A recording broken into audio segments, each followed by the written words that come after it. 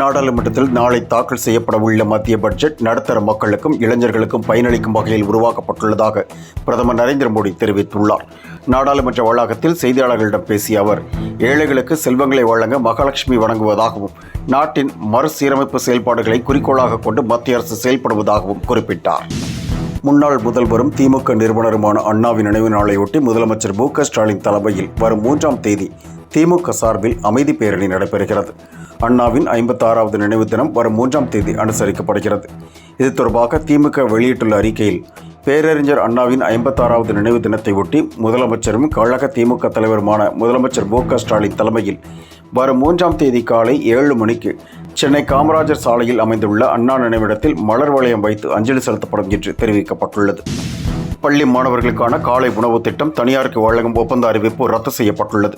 1ஆம் வகுப்பு முதல் 5ஆம் வகுப்பு வரை படிக்கும் பள்ளி சிறுவர்களுக்கான காலை உணவு திட்டம் தமிழக அரசால் செயல்படுத்தப்பட்டு வருகிறது.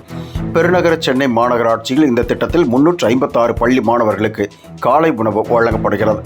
இந்நிலையில் காலை உணவு தயாரிக்கும் பணியை தனியாருக்கு வழங்குவதற்கான ஒப்பந்த அறிவிப்பை மாநகராட்சி அண்மையில் வெளியிட்டது.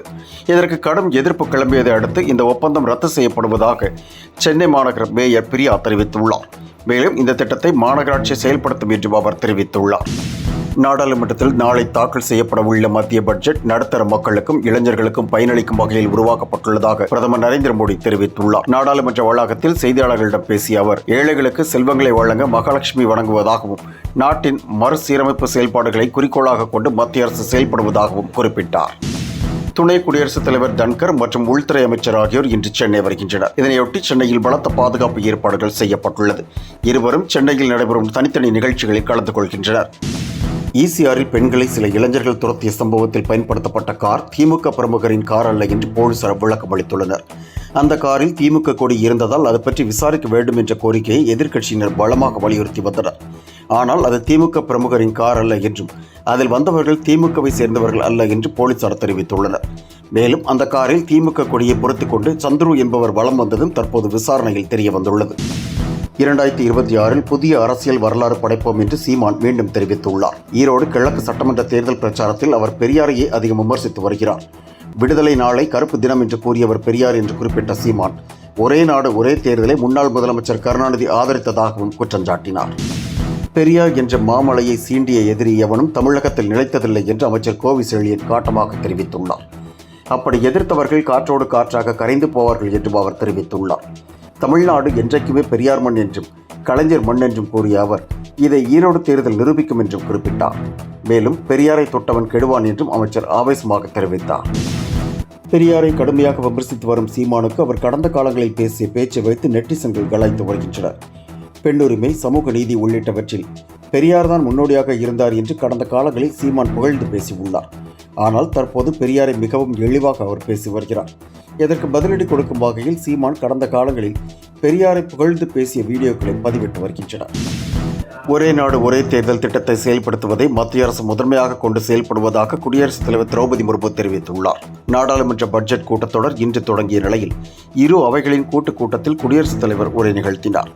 நடுத்தர மக்களின் மேம்பாட்டை 8வது ஊதியம் உறுதி செய்யும் என்றும் பிரதமரின் கிசான் உதவித்தொகை மூலம் 41,000 கோடி ரூபாய் வழங்கி விவசாயிகளின் வாழ்க்கையை மேம்படுத்தி உள்ளதாகவும் குடியரசுத் தலைவர் அப்போது தெரிவித்தார்.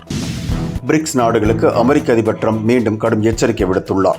இந்தியா, ரஷ்யா உள்ளிட்ட நாடுகள் அங்கம் வகிக்கும் பிரிக்ஸ் கூட்டமைப்பு வர்த்தக பயன்பாட்டிற்காக தனி கரன்சியை அறிமுகப்படுத்தப் போவதாக தகவல் வெளியாகியிருந்தது.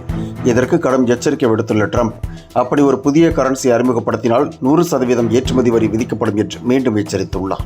என்றும் உங்களுடன் மை இந்தியா. முக்கிய செய்திகளை உடனுக்குடன் தெரிந்து கொள்ள சப்ஸ்கிரைப் பண்ணுங்க, பெல் பட்டனை பிரஸ் பண்ணுங்க.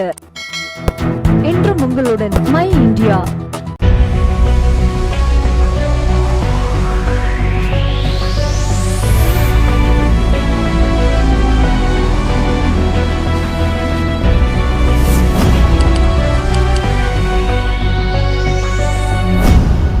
தேசத்தின் நம்பிக்கை மாத இதழ் அப்பா பதிப்பகம் இணைந்து வழங்கும் நேர்மையாளர் சகாயம் IAS அவர்களின் அனுபவ பதிவில் கடைசி தரியில் கண்டாங்கி சேலை இப்போது பரபரப்பாக விற்பனையாகிக் கொண்டிருக்கிறது.